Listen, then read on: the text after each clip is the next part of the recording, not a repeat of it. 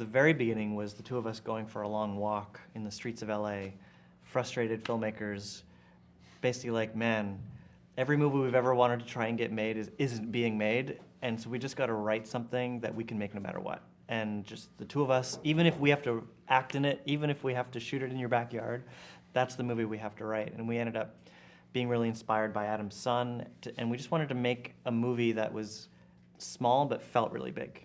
Where did we meet? I think it was at lunchtime. I met you and your sister. Yeah.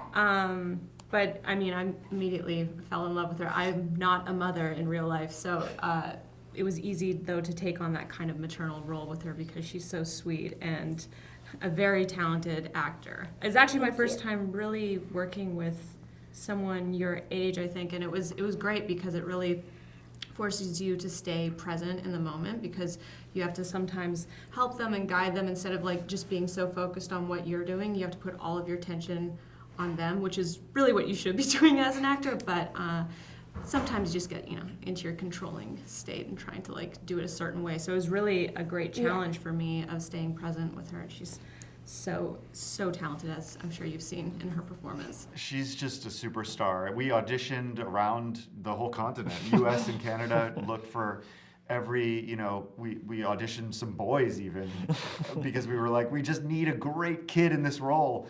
And when we first saw Lexy, we were just blown away. And we approached directing her a little bit differently than normal. We had a lot of experience working with kids on Disney Channel stuff and other kinds of more traditional stuff, and we've had the experience of kids being very rehearsed and kind of by the numbers, and we wanted to really get the real emotions behind it. So we used a lot of improv, and even in the auditions had her come in and kind of just sit with coloring books and talk about her life and try to get at the real emotions that kids feel, because kids have powerful, explosive emotions. And so we wanted to kind of try to access that. And Lexy was great at tapping into that, and she gives us such an explosive performance. A lot of people go to see the movie because of Emile or Bruce, these amazing actors that are world famous. And when they come out of the movie, they're always just talking about Lexy because she just steals the show. And it's pretty unique to see, a 7-year-old acting against an 82-year-old going head to head, and they both just let loose, which is really cool to see. When I went in, it was really cool because they said, take off your shoes and sit down crisscross applesauce. And then they had an actor in there. And then they just had me scream at him back and forth. So we were just arguing and screaming for about 30 minutes. And then after, they were just like, okay. And I was like, okay, that's it? And they're like, yeah. So then when I went out, they started talking to my mom. So I was like, oh, that's a good sign.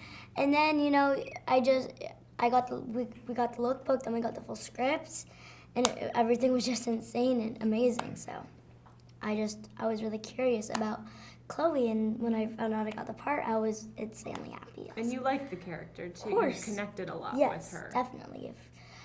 I really tried to experience and how Chloe would feel if she's never been outside, because I love the outdoors. It's like my favorite part of life. One of the important things when we were writing the script is we knew we weren't going to have a lot of money. So we had to write really interesting characters so that actors would want to play them because we wouldn't be able to pay them with money, so we had to pay them with interesting characters. And so we tried to make sure every character in the movie is never just totally good or totally evil. You don't just immediately know, oh, that's a villain. All the characters are in this gray zone, and you're trying to figure out, why are they doing that? Are they doing that to help or to hurt? And that really makes the watching experience super interesting because everyone is, even Lexy's character, the main character, starts doing things that you're not so sure are good, but you love her, and so you're kind of conflicted watching and rooting for all these different characters. Bruce in particular hadn't been in a science fiction film since 1972. Silent Running, 45 years ago. He sort of thought, science fiction is bullshit.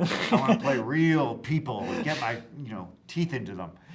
And we were just lucky that he saw that in this role. And it's a role unlike any he's ever played in his 70-year career? Yeah. We had lunch with him, and he's like, I am Mr. Snowcone. We're like, yes, you are, Bruce. I have a person in my life who started 2 years after she's starting. And that person is always interested when I work with someone that's younger than she was when she started. Well, how good is she, Dad? I mean, really, is she as good as I was at 9 or 10? I says, she gets it so quick.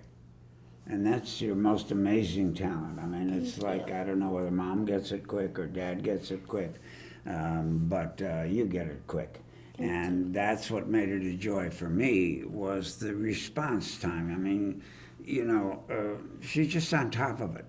And going on, not 20, but about 35 or 40, like you said before. You know? I mean, and she's a pleasure to work with. And one thing you see that Lexi has more than anyone else I've seen is her dedication to professionalism.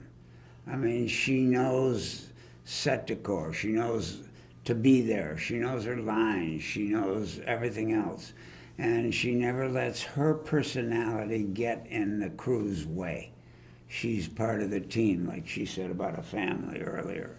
And that's what these guys really did well, the director and the writer. They made it seem like a family. And Emile was a big part of that, too. And it seemed day after day after day, it was working. And that's what kept me excited about it. I'm also excited to see what happens with her. You know, Thank you. I hope she's not bored shitless by the time she's 14 years old. I definitely